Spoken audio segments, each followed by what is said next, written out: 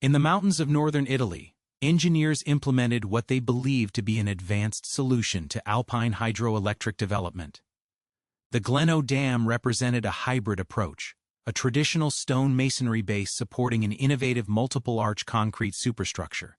The design philosophy assumed that visual monitoring and basic measurement techniques would provide adequate warning of any structural distress. Construction proceeded according to accepted practices of the era. Materials were sourced locally, workers followed established procedures, inspections occurred at regular intervals, the completed structure appeared sound and functioned as intended for its brief operational life. Water levels rose and stabilized. Power generation commenced. No obvious defects were apparent. Yet the design contained a fundamental vulnerability that monitoring systems could not detect. The junction between the masonry foundation and the concrete arches created conditions that existing instrumentation could not adequately assess. When water began to migrate through this interface, the process remained invisible to operators until structural compromise had progressed beyond recovery. The failure sequence unfolded exactly as the materials and construction methods determined it would. Operators responded to the information available to them, which indicated normal conditions even as the foundation was progressively losing integrity. The disaster resulted not from negligence or incompetence, but from a monitoring philosophy that could not reveal the actual state of a complex structural system. How can engineering surveillance systems function correctly while remaining blind to the mechanisms that ensure structural failure? The Gleno Dam represented the convergence of engineering ambition and industrial necessity in the early decades of the 20th century. Located in the Valle di Scalve in the Italian Alps, the structure was conceived as part of the broader electrification campaign that swept through mountainous regions of Europe following the First World War. The facility was designed to harness the seasonal water flows of the Po River, transforming kinetic energy into electrical power for the expanding industrial centers of northern Italy. The original design, submitted in 1913, called for a conventional masonry gravity dam with a curvilinear planimetric layout. This approach reflected established engineering practice, relying on massive stone construction to resist the hydrostatic forces exerted by the retained water. The design philosophy was straightforward. The weight and geometric configuration of the structure would provide adequate safety margins against both sliding and overturning failure modes. Construction began in 1917, proceeding with the excavation and placement of the stone masonry foundation intended to anchor the structure to the valley floor. However, the project underwent a fundamental transformation during the construction phase. The original gravity design was abandoned in favor of a hybrid configuration that combined the partially completed masonry base with a reinforced concrete, multiple-arch superstructure. This decision represented a significant departure from the conservative engineering approach embodied in the initial design. The new configuration featured 25 individual arches spanning between concrete buttresses, creating an S-shaped planimetry approximately 220 meters in total length and reaching a maximum height of 46 meters above the foundation level. The technical rationale for this design modification centered on material efficiency and construction economy. The multiple-arch configuration promised to achieve the required structural strength while utilizing significantly less concrete than would be required for a conventional gravity dam of equivalent height. The arches would transfer hydrostatic loads to discrete buttress points, which in turn would distribute these forces through the masonry foundation to the underlying rock formation.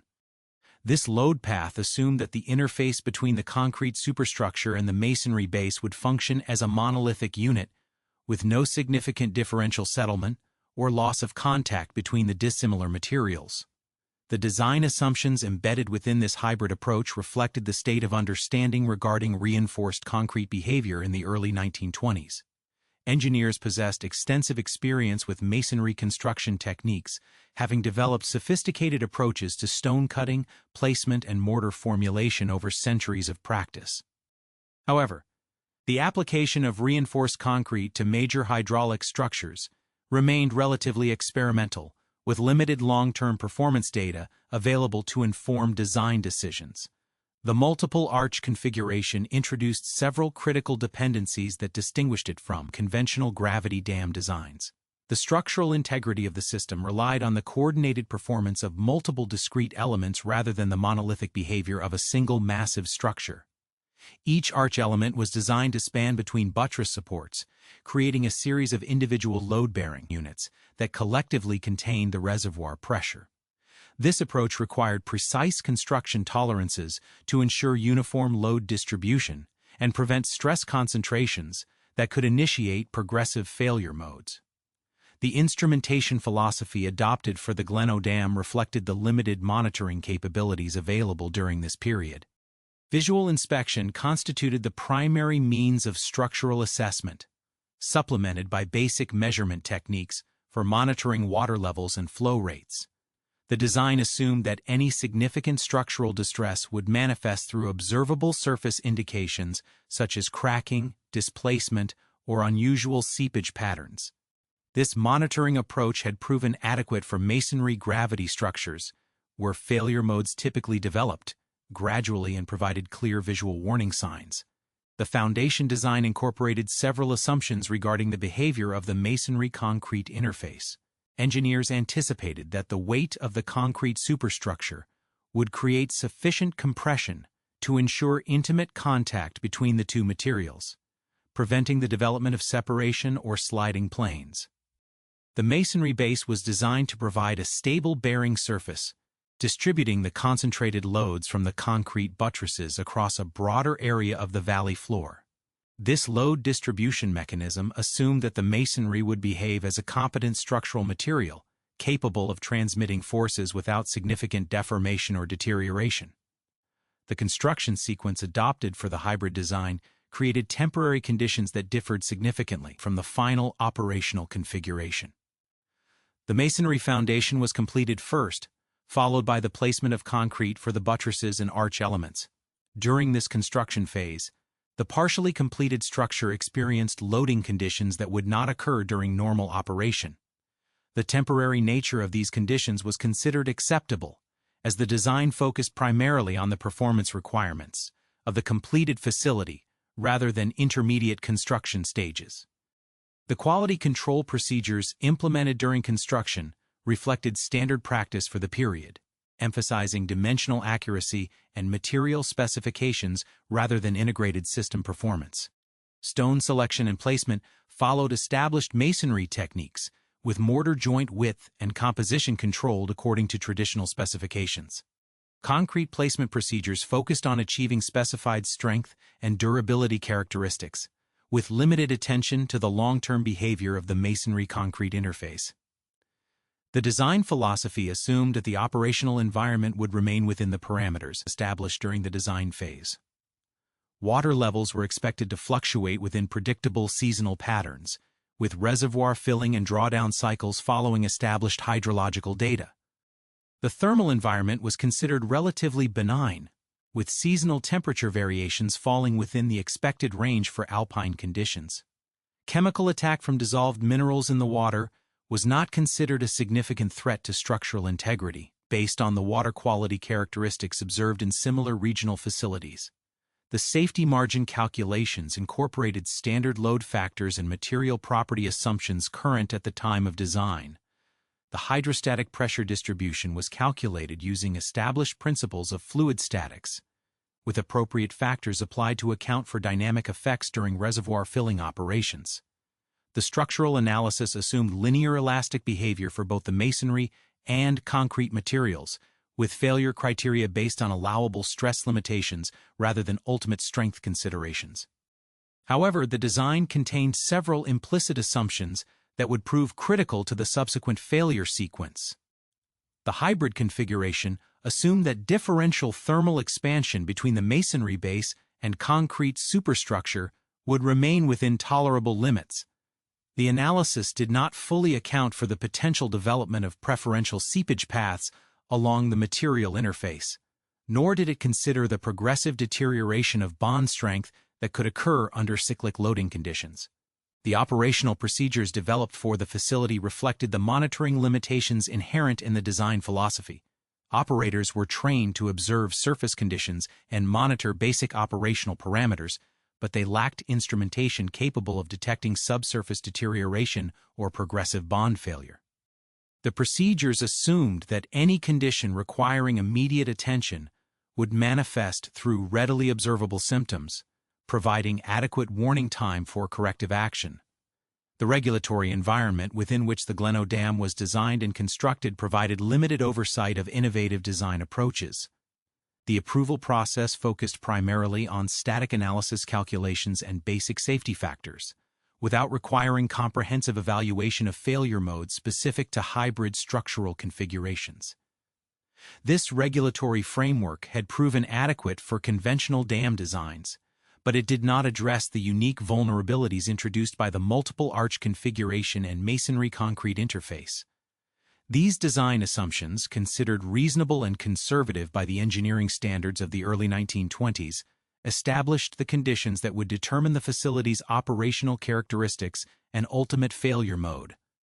The combination of innovative structural configuration, limited monitoring capability, and conventional regulatory oversight created a system where progressive deterioration could advance beyond the detection threshold before manifesting through observable symptoms.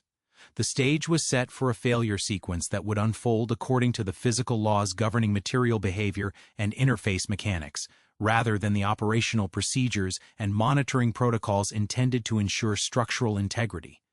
The Gleno Dam represented the convergence of engineering ambition and industrial necessity in the early decades of the 20th century. Located in the Valle di Scalve in the Italian Alps, the structure was conceived as part of the broader electrification campaign that swept through mountainous regions of Europe following the First World War. The facility was designed to harness the seasonal water flows of the Po River, transforming kinetic energy into electrical power for the expanding industrial centers of northern Italy. The original design, submitted in 1913, called for a conventional masonry gravity dam with a curvilinear planimetric layout. This approach reflected established engineering practice, relying on massive stone construction to resist the hydrostatic forces exerted by the retained water. The design philosophy was straightforward. The weight and geometric configuration of the structure would provide adequate safety margins against both sliding and overturning failure modes. Construction began in 1917, proceeding with the excavation and placement of the stone masonry foundation, intended to anchor the structure to the valley floor. However, the project underwent a fundamental transformation during the construction phase. The original gravity design was abandoned in favor of a hybrid configuration that combined the partially completed masonry base with a reinforced concrete multiple arch superstructure. This decision represented a significant departure from the conservative engineering approach embodied in the initial design. The new configuration featured 25 individual arches spanning between concrete buttresses, creating an S-shaped planimetry approximately 220 meters in total length, and reaching a maximum height of 46 meters above the foundation level. The technical rationale for this design modification centered on material efficiency and construction economy. The multiple arch configuration promised to achieve the required structural strength while utilizing significantly less concrete than would be required for a conventional gravity dam of equivalent height. The arches would transfer hydrostatic loads to discrete buttress points, which in turn would distribute these forces through the masonry foundation to the underlying rock formation.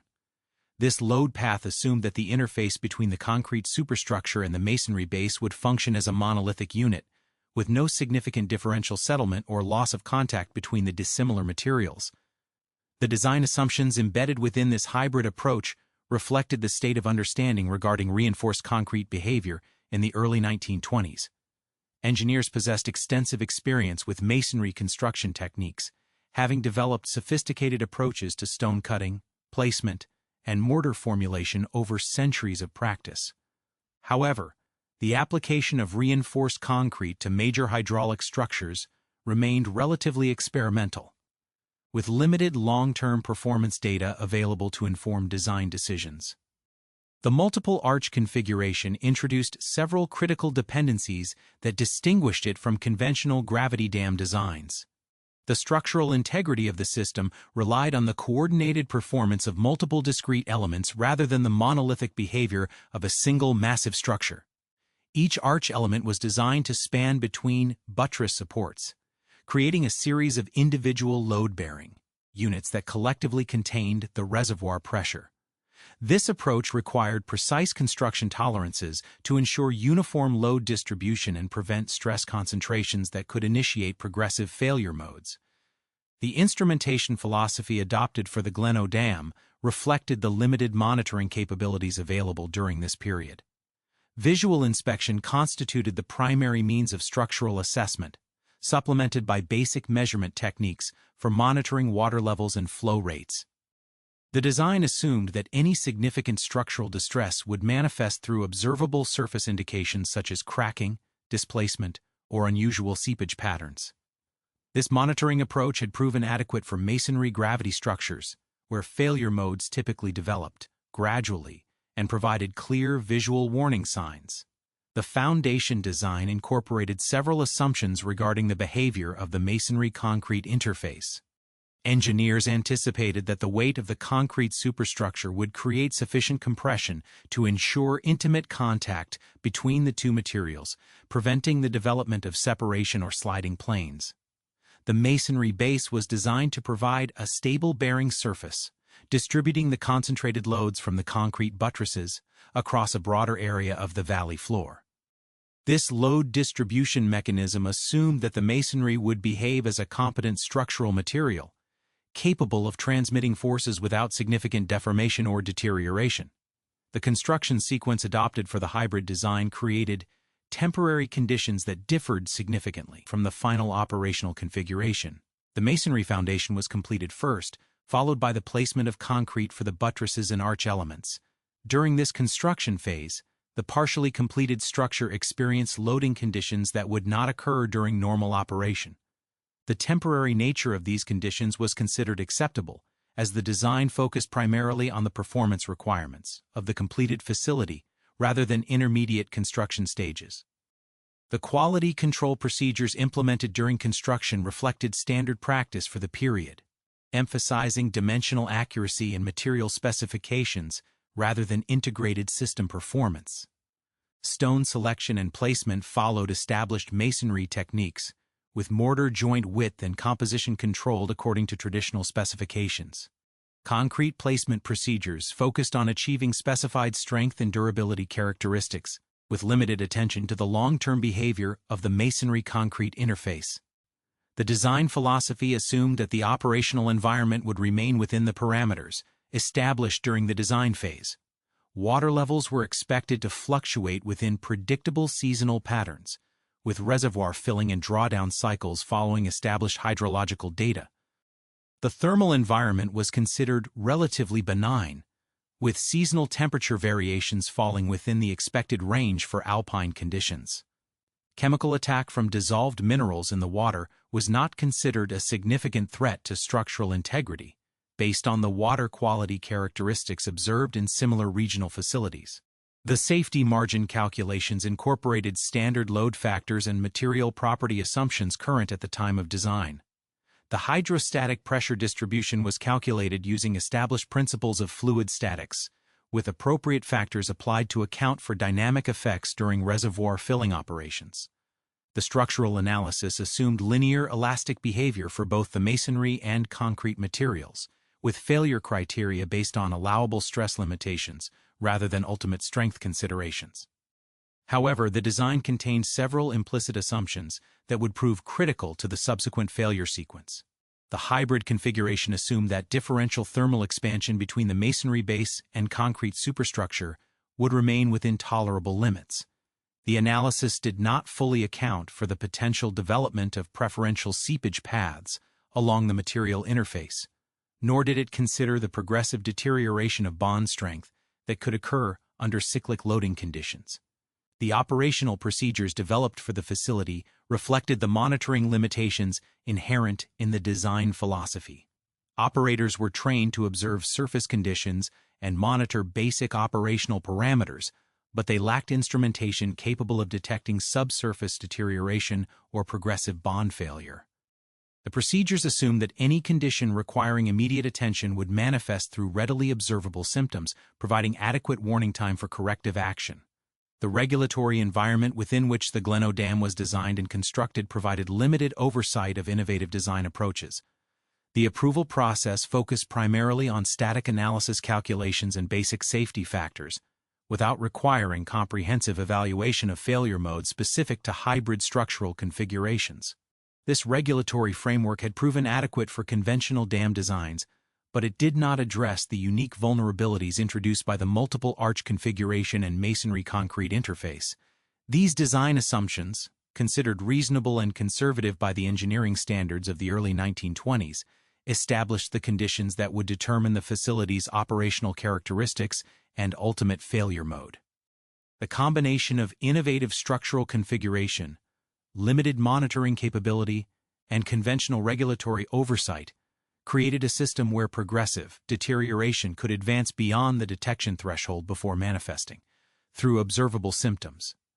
The stage was set for a failure sequence that would unfold according to the physical laws governing material behavior and interface mechanics, rather than the operational procedures and monitoring protocols intended to ensure structural integrity.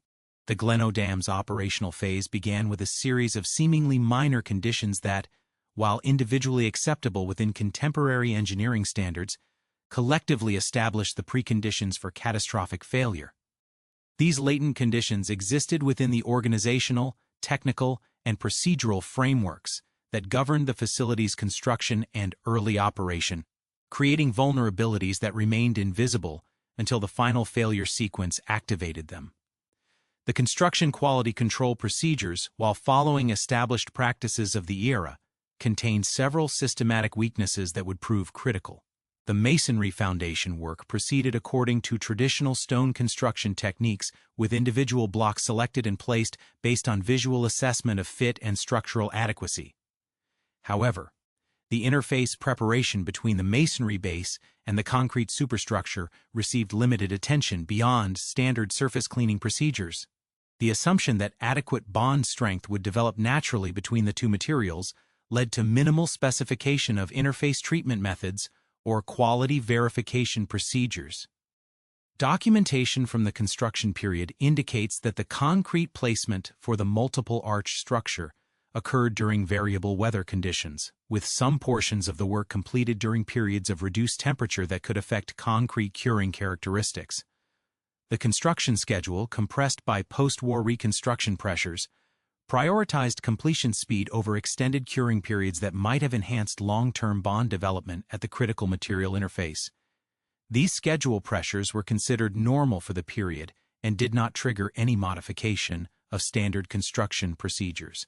The workforce employed during construction represented a mixture of experienced stonemasons and concrete workers relatively new to reinforced concrete techniques.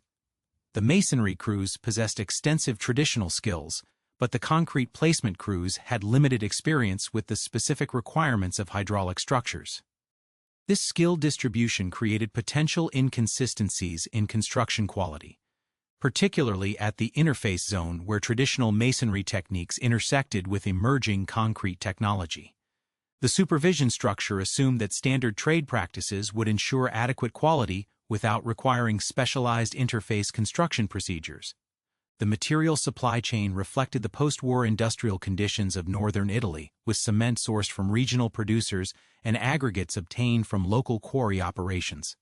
Quality control testing of these materials focused on basic strength characteristics rather than long-term durability parameters or compatibility with the masonry mortars used in the foundation construction. The assumption that materials meeting individual specifications would perform adequately in combination led to minimal testing of the integrated material system that would govern interface behavior. The inspection and approval procedures implemented during construction emphasized dimensional compliance and visual assessment of surface conditions. Inspectors examined the completed masonry work for proper stone placement and mortar joint consistency, and they evaluated the concrete placement for surface finish and dimensional accuracy. However, the inspection protocol contained no specific provisions for evaluating the quality of the masonry concrete interface or for detecting incipient separation that might develop as the concrete cured and developed its final strength characteristics.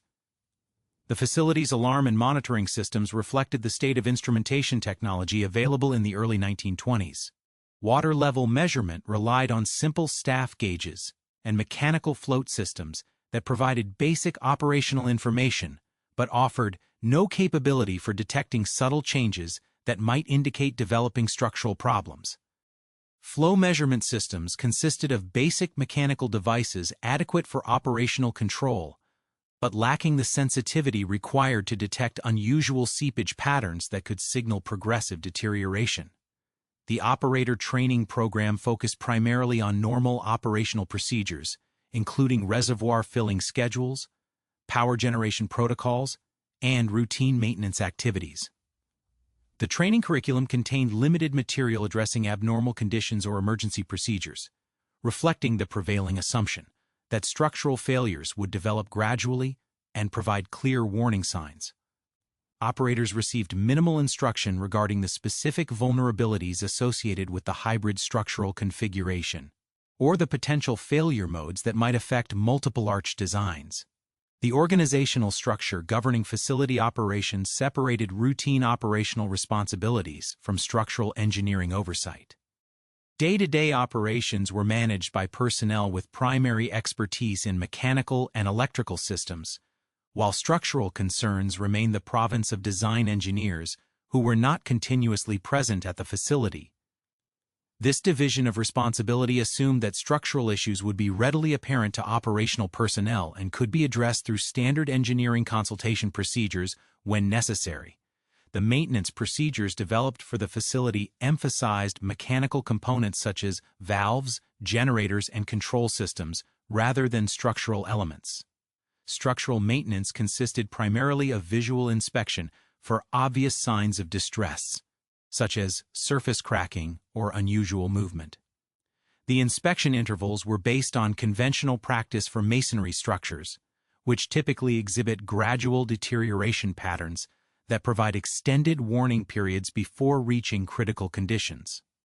The communication protocols established for reporting structural concerns required operational personnel to identify and document obvious problems before initiating engineering consultation.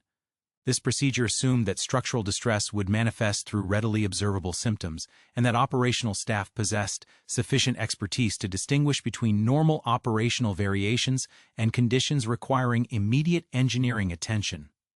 The threshold for triggering engineering involvement was set relatively high, reflecting the assumption that most operational variations fell within normal parameters. The regulatory oversight framework applicable to the Gleno Dam provided minimal continuing surveillance following initial construction approval.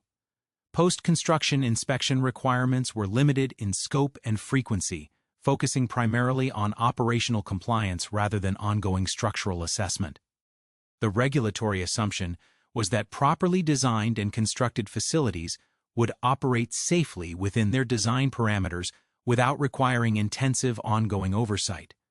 This framework had proven adequate for conventional structures, but did not account for the unique monitoring requirements associated with experimental design configurations.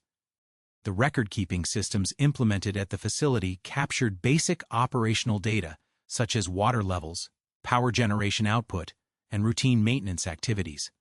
However, the documentation system contained no provisions for systematically recording observations that might indicate gradual structural changes or for maintaining historical records that could reveal long-term trends in facility behavior.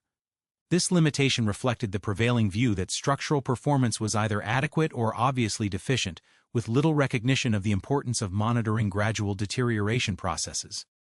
The emergency response procedures developed for the facility addressed scenarios such as equipment failures, power outages, and flooding events, but they contained minimal provisions for responding to structural emergencies. The emergency planning process assumed that structural problems would develop gradually enough to permit orderly response measures and that advance warning would be available through routine monitoring activities. The procedures did not address scenarios where structural integrity might deteriorate rapidly without clear advance indications. The interface design between the masonry foundation and concrete superstructure incorporated no specific provisions for accommodating differential movement or for maintaining structural continuity under varying thermal and hydraulic conditions. The design assumed that the two materials would behave as a monolithic unit throughout all anticipated loading conditions.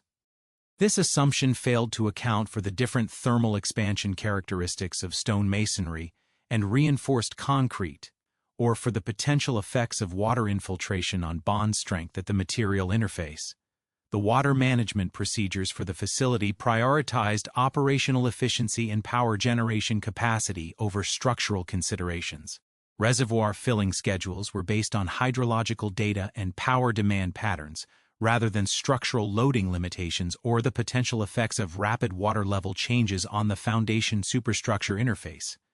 The operational assumption was that the structure could accommodate any filling rate within its design capacity without requiring special consideration of loading sequence or rate effects. The quality assurance procedures implemented during construction focused on individual components rather than integrated system performance. Stone masonry work was evaluated according to traditional masonry standards, while concrete placement was assessed according to emerging reinforced concrete criteria. However, no specific procedures existed for evaluating the performance of the integrated system or for detecting potential incompatibilities between the different construction materials and techniques. These latent conditions, individually within acceptable parameters for the time period, combined to create a facility where progressive deterioration could advance beyond the detection capability of existing monitoring systems. The separation of operational and structural responsibilities, combined with limited instrumentation capability and conventional maintenance procedures, established conditions where critical structural changes could occur without triggering immediate recognition or response. The organizational and technical frameworks that had proven adequate for conventional structures were poorly suited to the unique monitoring and maintenance requirements of the experimental hybrid design configuration implemented at Gleno. The morning of December 1, 1923, began with conditions that appeared entirely normal to the operational staff at the Gleno Dam. The reservoir had reached its design capacity approximately 40 days earlier, following the first complete filling cycle since construction completion. Water levels had stabilized at the intended operational elevation, with no unusual fluctuations or operational anomalies reported during the preceding weeks. The facility had been generating electrical power according to design specifications, with mechanical systems operating within expected parameters. At approximately 7:05 a.m. local time, according to the testimony of Giuseppe Olmo, the facility watchman who was present at the dam site, the first visible indication of structural distress appeared in the central portion of the multiple arch structure. Olmo's account, recorded during subsequent legal proceedings, described the collapse as occurring in 3 distinct phases, each involving the progressive failure of multiple structural elements, rather than a single catastrophic event. The initial phase involved the failure of the 11th concrete buttress, located approximately at the center of the dam's S-shaped configuration. This buttress supported 2 adjacent arch spans, and its collapse created an initial breach estimated at approximately 14 meters in width. The failure of this single buttress immediately transferred additional loading to the adjacent structural elements, creating stress concentrations that exceeded the design capacity of the surrounding components. The physical evidence suggests that the initial buttress failure resulted from progressive undermining of its foundation support rather than material failure of the concrete structure itself. Post-event examination of the failure zone revealed that water had infiltrated the interface between the masonry foundation and the concrete buttress, creating conditions that compromised the load transfer mechanism between these dissimilar materials. This infiltration pattern indicated that seepage had been occurring for an extended period prior to the visible structural collapse. The failure mechanism appears to have initiated through the development of preferential seepage paths along the masonry-concrete interface. These seepage paths would have been invisible to surface observation and undetectable using the monitoring instrumentation available at the facility. As water penetrated this interface, it gradually reduced the effective contact area between the concrete buttress and its masonry foundation, concentrating the structural loads on progressively smaller bearing surfaces. The second phase of the collapse, following within minutes of the initial buttress failure, involved the progressive collapse of buttresses 8 through 12. This sequence suggests that the failure propagated through load redistribution effects, rather than through direct hydraulic undermining of each individual foundation. As each buttress failed, the loads it had been carrying were transferred to adjacent elements, creating a cascade effect that overwhelmed the remaining structural capacity. The rapidity of this second phase indicates that several of the buttresses involved were already operating near their effective load capacity due to foundation degradation that had occurred prior to the visible collapse.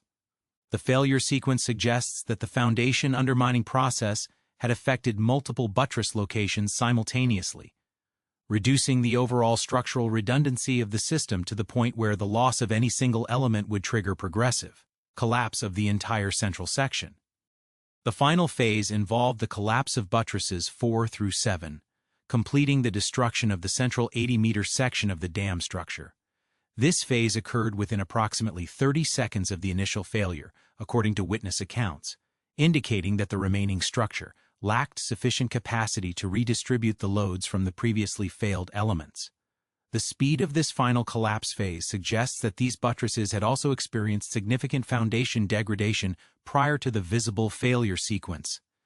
The hydraulic conditions present at the time of failure contributed to both the initiation and propagation of the collapse sequence. The reservoir was at its maximum design level, creating maximum hydrostatic pressure on the structure and maximum hydraulic gradient across the foundation interface. These conditions would have accelerated any existing seepage processes and maximized the rate of foundation undermining once the initial failure occurred. The physical evidence recovered from the failure site indicates that the concrete elements themselves remained largely intact during the collapse, with failure occurring primarily through loss of foundation support rather than through material overstress of the concrete structure. This failure pattern confirms that the multiple arch design itself was structurally adequate for the applied loads, but that the foundation interface proved incapable of providing the assumed level of support. The seepage pattern observed at the failure interface suggests that water infiltration had been occurring for an extended period prior to the visible collapse. The development of these seepage paths would have been gradual, beginning with minor infiltration at points of imperfect contact between the masonry and concrete surfaces. Over time, the seepage would have progressively enlarged these contact defects, reducing the effective bearing area and concentrating loads on smaller foundation zones. The environmental conditions present during the weeks preceding the failure may have contributed to accelerating the foundation degradation process. The autumn period prior to December 1923 experienced normal seasonal temperature variations that would have caused differential thermal expansion between the masonry foundation and concrete superstructure. These thermal cycles could have gradually opened microgaps at the material interface, providing additional pathways for water infiltration. The operational procedures in effect at the time of failure contained no provisions for detecting the type of progressive foundation degradation that ultimately caused the collapse. Visual inspection protocols focused on surface conditions that would be readily apparent to operational personnel, while the critical deterioration was occurring beneath the concrete buttresses where it remained invisible until structural failure occurred. The reservoir management procedures implemented during the weeks preceding the failure prioritized operational efficiency over structural considerations. Water levels were maintained at maximum capacity to optimize power generation, creating sustained maximum loading on the foundation interface. Alternative operating procedures that might have reduced hydraulic pressures during periods of suspected seepage were not considered, as no indication of developing problems had been detected through routine monitoring activities. The failure sequence unfolded according to the physical laws governing foundation bearing capacity and load redistribution in statically indeterminate structures.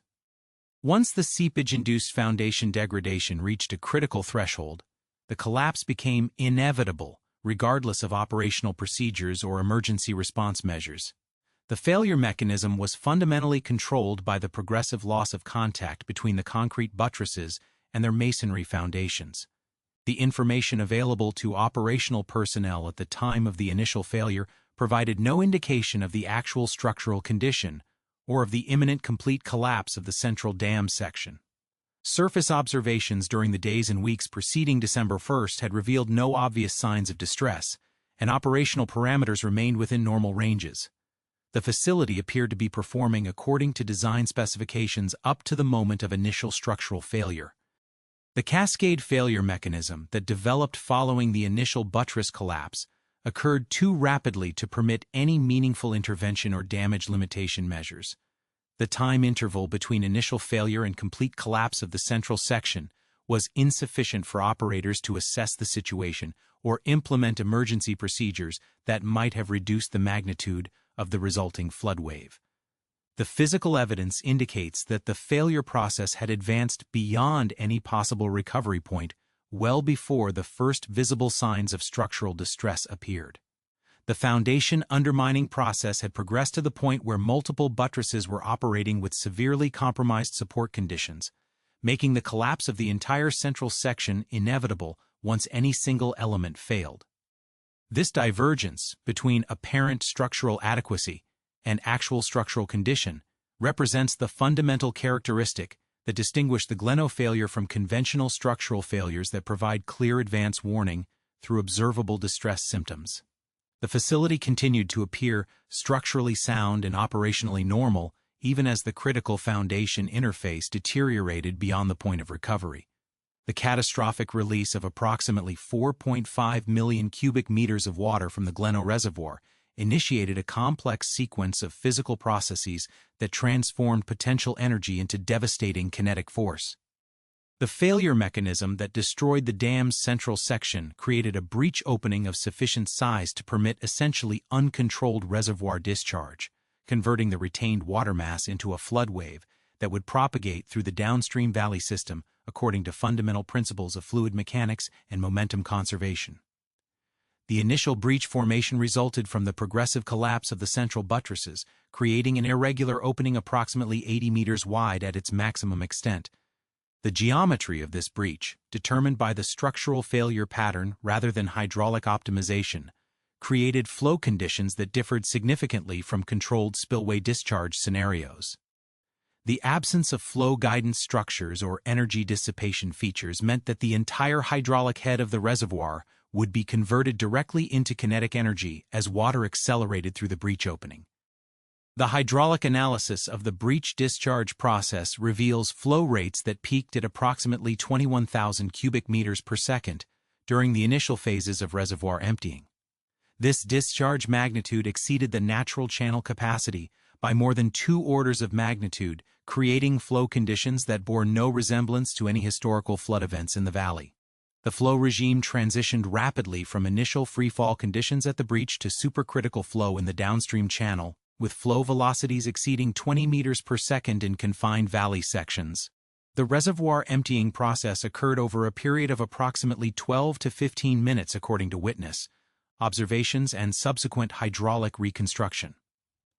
This time frame reflects the interaction between declining reservoir head and the fixed geometry of the breach opening.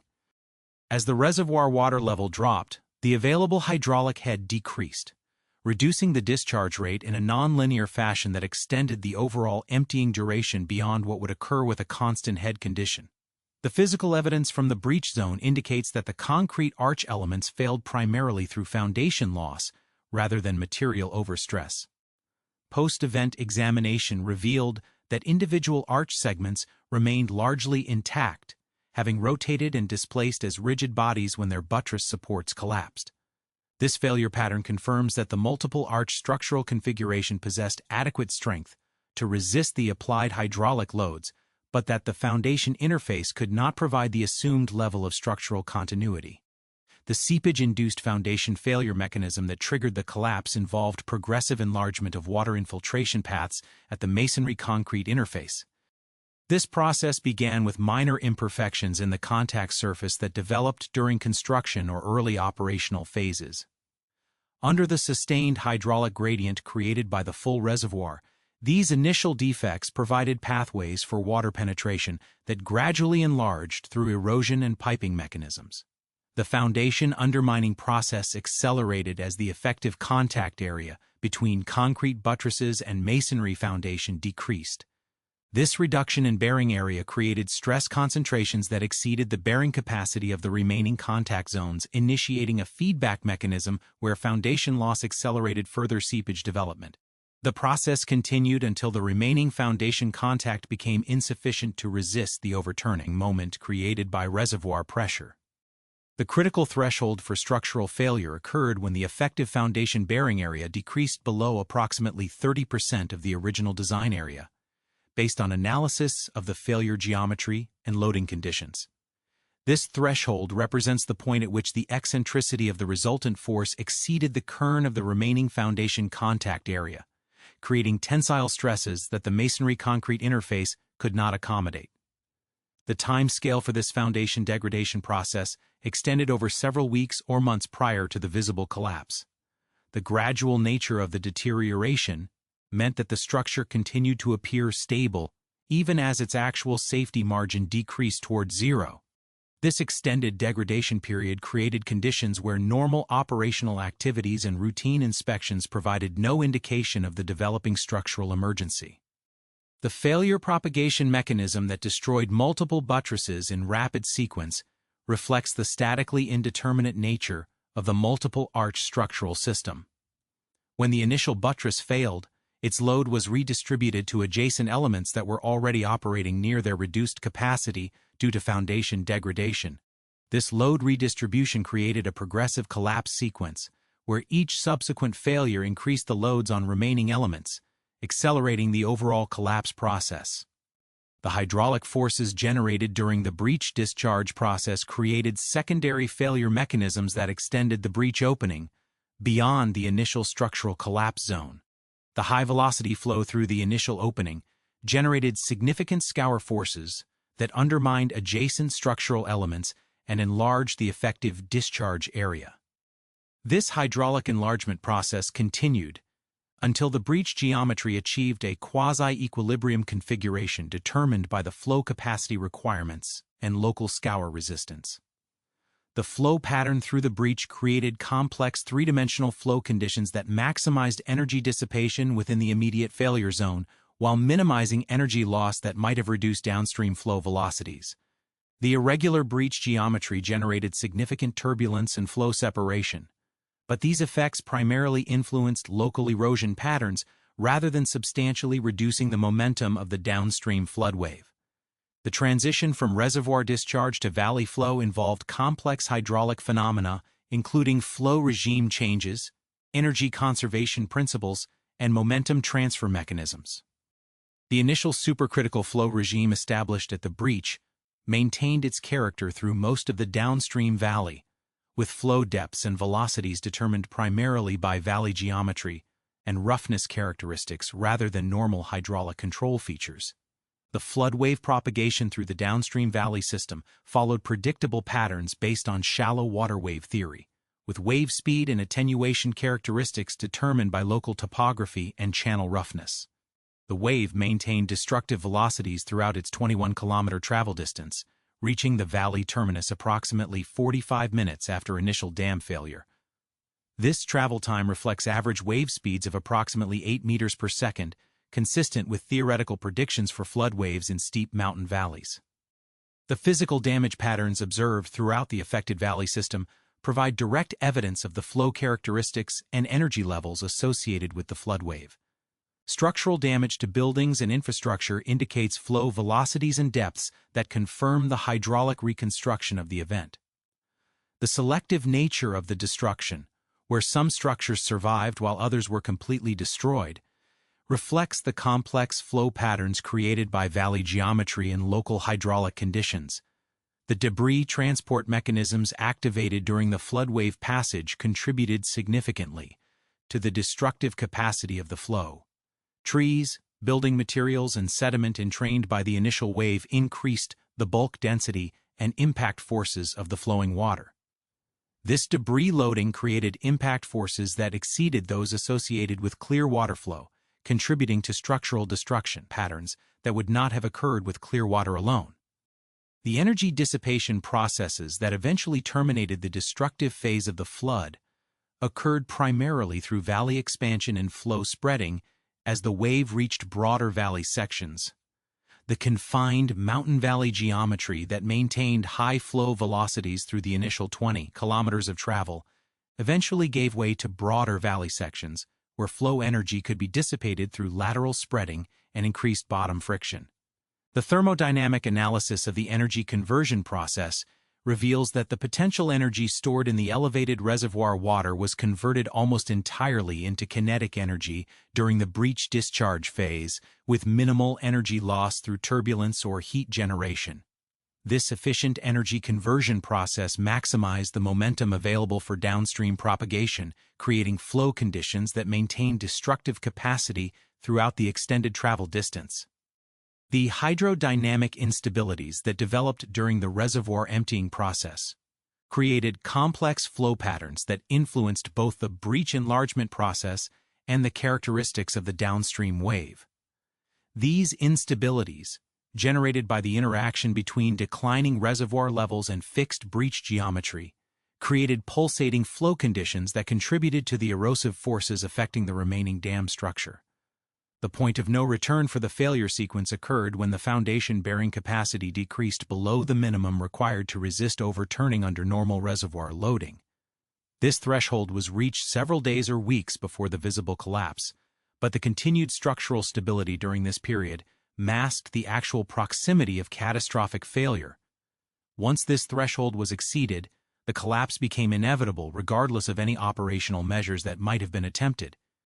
The immediate aftermath of the Gleno Dam collapse created conditions that fundamentally altered the downstream valley environment, transforming a controlled alpine watercourse into a zone of ongoing hydraulic instability and secondary hazard development. The passage of the initial flood wave, while representing the most catastrophic phase of the disaster, marked only the beginning of a complex sequence of secondary effects that would continue to threaten downstream communities for hours and days following the primary structural failure. The flood wave propagation through the downstream valley system created temporary hydraulic conditions that bore no resemblance to natural flood events or design flood scenarios considered during the original infrastructure development. As the wave advanced through the narrow valley sections, it encountered numerous constrictions, bridges, buildings, and other obstructions that created complex flow patterns and localized impoundments. These interactions between the flood wave and existing infrastructure generated secondary flooding mechanisms that extended the duration and geographic extent of the disaster beyond the immediate path of the primary wave. At several locations along the flood path, the interaction between the advancing wave and natural or artificial constrictions created temporary impoundments that accumulated significant water volumes before failing catastrophically and releasing additional flood surges. The most significant of these secondary impoundments occurred at the village of Dezo, approximately 5.5 kilometers downstream from the failed dam, where debris accumulation and topographic constriction created a temporary lake that persisted for approximately 6 minutes before failing and releasing an additional surge toward downstream communities. The formation of this temporary impoundment at Dezo resulted from the interaction between the advancing flood wave and a natural gorge section that normally constrained the river flow.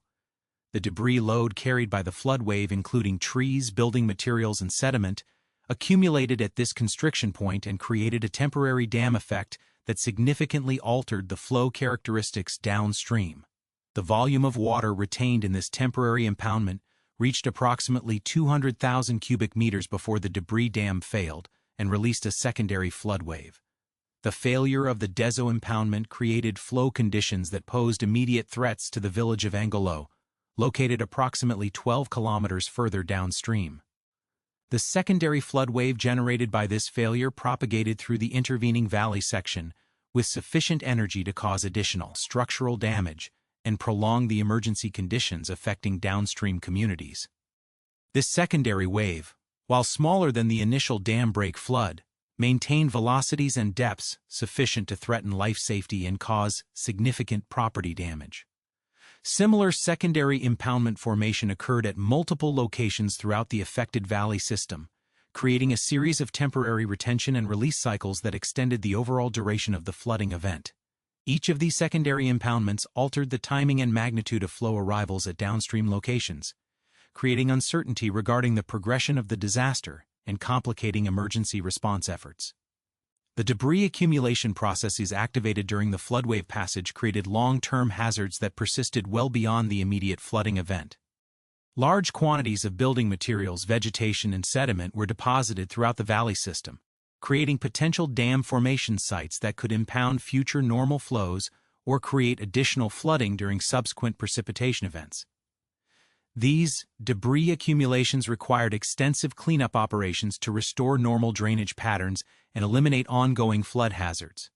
The geomorphological changes induced by the flood wave passage fundamentally altered the hydraulic characteristics of the affected valley system.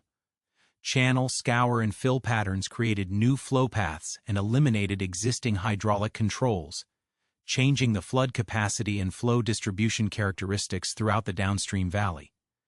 These changes created ongoing uncertainties regarding the flood response characteristics of the modified channel system. The structural damage patterns observed throughout the valley system revealed the complex interaction between flood hydraulics and infrastructure vulnerability. Buildings and infrastructure elements that survived the initial wave passage often suffered progressive failure during subsequent hours as foundation undermining and structural fatigue accumulated.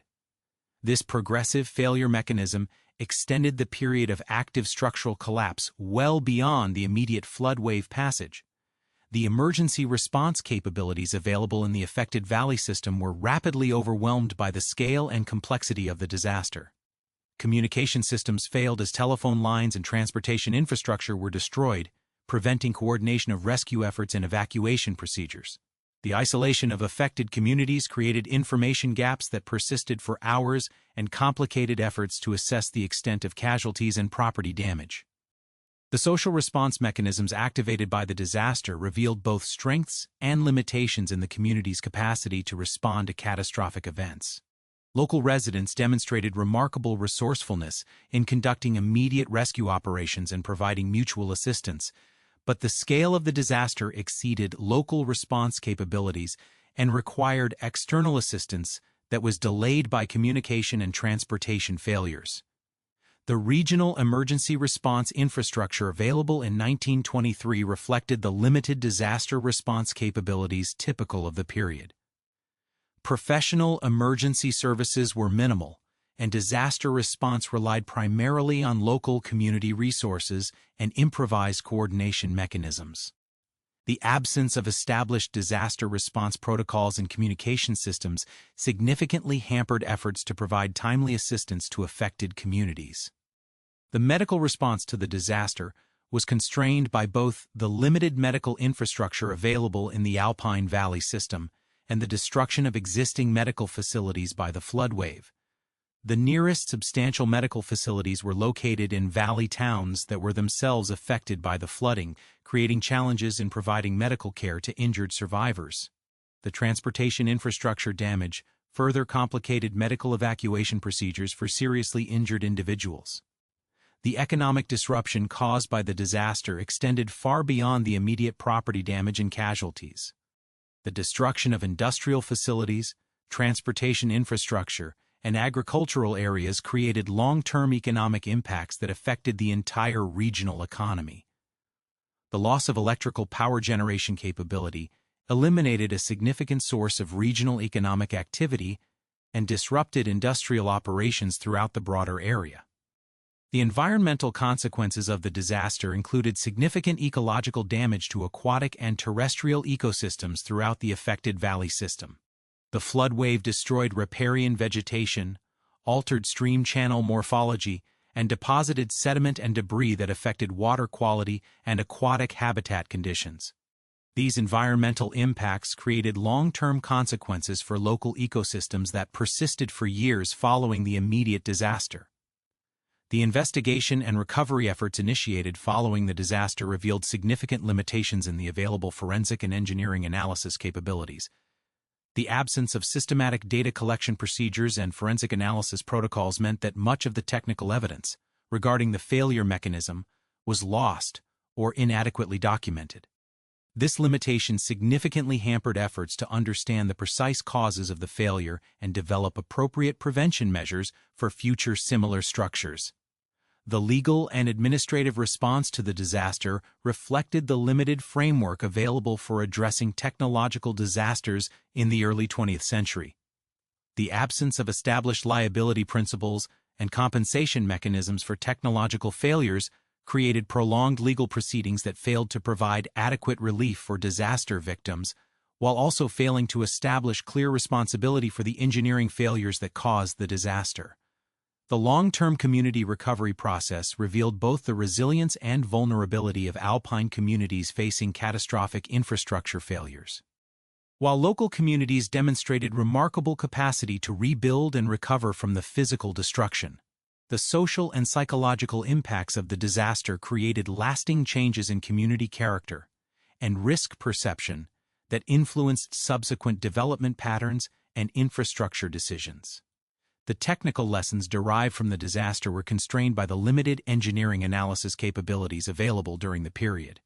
The absence of systematic failure analysis methodologies and limited understanding of complex structural failure mechanisms meant that many of the critical technical insights regarding hybrid structural design and progressive failure mechanisms were not recognized or incorporated into subsequent engineering practice. The regulatory and policy responses to the disaster reflected both the recognition of the need for improved dam safety oversight and the limited technical and administrative capabilities available for implementing effective safety measures. While the disaster prompted increased attention to dam safety issues, the technical understanding and regulatory framework necessary for addressing complex structural failure mechanisms remained inadequate for preventing similar future failures.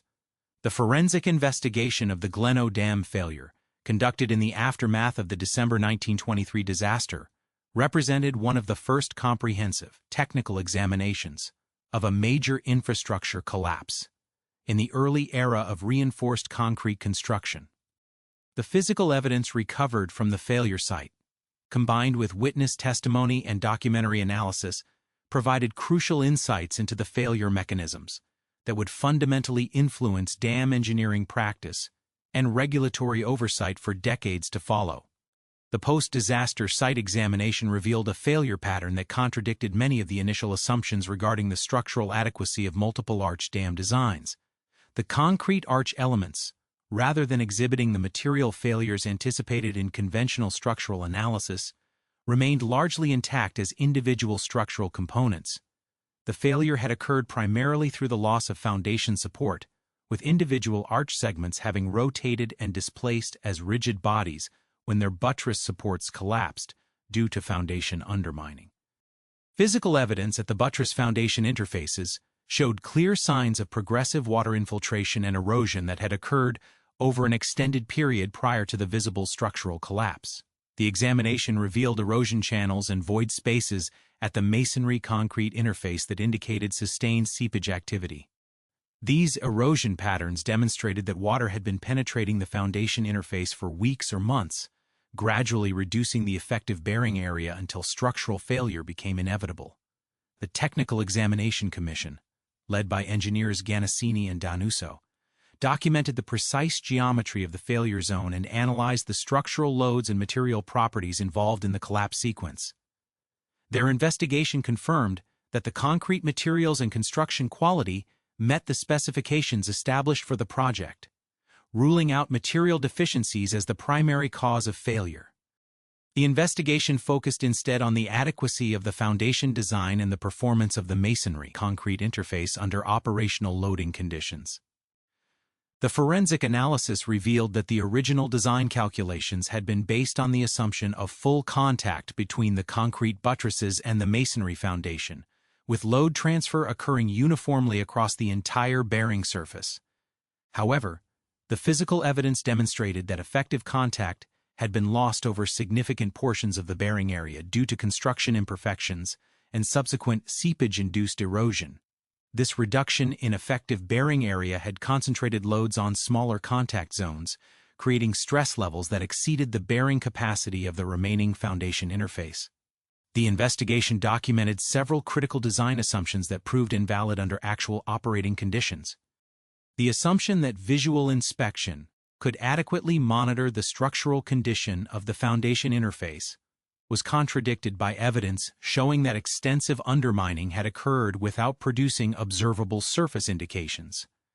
The assumption that the masonry and concrete materials would behave as a monolithic structural unit was contradicted by evidence of differential movement and progressive separation at the material interface. The forensic examination also revealed that the multiple arch structural configuration, while structurally adequate for the applied loads, created a failure mode that differed significantly from conventional gravity dam failures. The statically indeterminate nature of the structural system meant that the loss of support at any single buttress location would redistribute loads to adjacent elements, potentially triggering progressive collapse if multiple buttresses were simultaneously compromised by foundation degradation.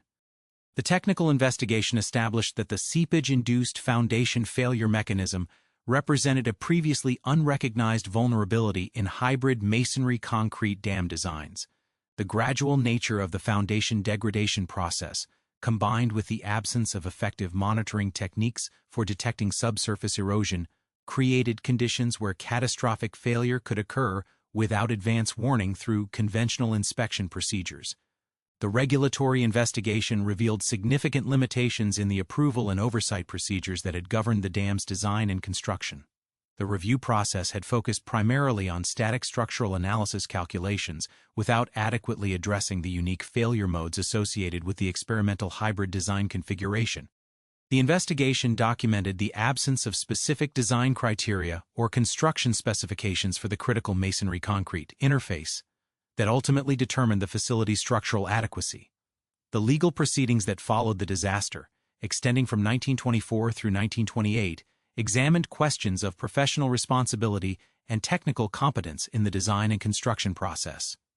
The proceedings ultimately resulted in acquittals for all defendants, reflecting the conclusion that the failure resulted from inadequate technical understanding of hybrid structural behavior rather than professional negligence or deliberate misconduct. This outcome highlighted the experimental nature of the design approach and the limitations of contemporary engineering knowledge regarding complex structural interactions. The broader technical community response to the disaster included extensive analysis and discussion in professional publications throughout Europe and North America. The failure was recognized as providing crucial insights into the behavior of reinforced concrete structures and the importance of foundation design in hydraulic structures. The case became a standard reference in structural engineering education and was incorporated into dam design guidelines and regulatory frameworks throughout the international engineering community. The specific technical lessons derived from the Gleno failure influenced numerous aspects of subsequent dam engineering practice. Design procedures were modified to require more detailed analysis of foundation interface behavior and to specify construction techniques that would ensure adequate bond development between dissimilar structural materials. Inspection and monitoring procedures were enhanced to include methods for detecting subsurface deterioration and progressive foundation failure mechanisms. The disaster prompted significant changes in regulatory oversight procedures for dam construction and operation. New requirements were established for independent technical review of experimental design configurations, and enhanced inspection procedures were mandated for facilities incorporating innovative structural approaches. The regulatory framework was expanded to address ongoing monitoring and maintenance requirements throughout the operational life of major hydraulic structures. The environmental and social impact assessment procedures developed following the disaster represented early recognition of the broader consequences associated with infrastructure failures.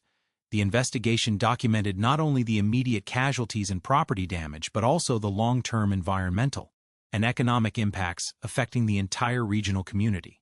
This comprehensive impact assessment approach influenced subsequent disaster response and infrastructure planning procedures. The technical documentation procedures established during the forensic investigation created precedents for systematic evidence collection and analysis that would influence future infrastructure failure investigations. The detailed documentation of physical evidence, witness testimony, and technical analysis provided a comprehensive record that continued to inform engineering practice and regulatory policy for decades following the disaster.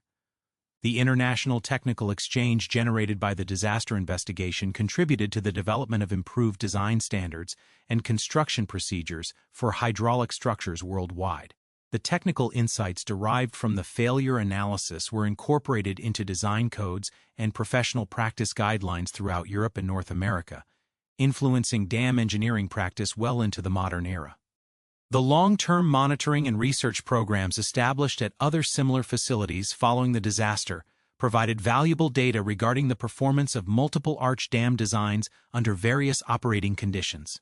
These monitoring programs contributed to improved understanding of structural behavior and helped identify potential problems at other facilities before they reached critical stages. The educational impact of the disaster extended beyond immediate technical lessons to influence broader approaches to engineering education and professional practice. The failure became a standard case study in engineering curricula, illustrating the importance of understanding complex structural interactions and the limitations of conventional analysis procedures when applied to innovative design configurations. The disaster's influence on professional engineering practices included enhanced requirements for peer review of experimental designs and improved documentation procedures for construction quality control. Professional engineering organizations developed new standards for technical competence and professional responsibility that reflected lessons learned from the investigation of complex infrastructure failures.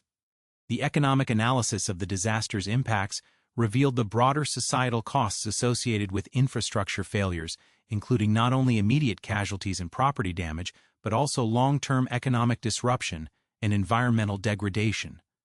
This comprehensive cost assessment approach influenced subsequent infrastructure investment decisions and risk assessment procedures. The Gleno disaster ultimately demonstrated that technological progress in engineering design must be accompanied by corresponding advances in monitoring, inspection, and maintenance procedures.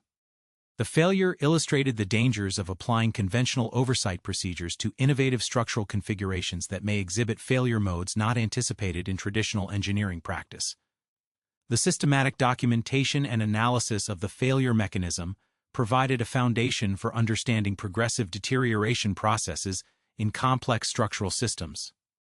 The technical insights derived from the investigation contributed to the development of modern structural health monitoring techniques and failure analysis methodologies that continue to influence infrastructure engineering practice today. The disaster's legacy in dam engineering practice includes not only specific technical improvements, but also a broader recognition of the importance of conservative design approaches when dealing with experimental structural configurations. The failure demonstrated the critical importance of maintaining adequate safety margins and monitoring capabilities when implementing innovative engineering solutions in critical infrastructure applications.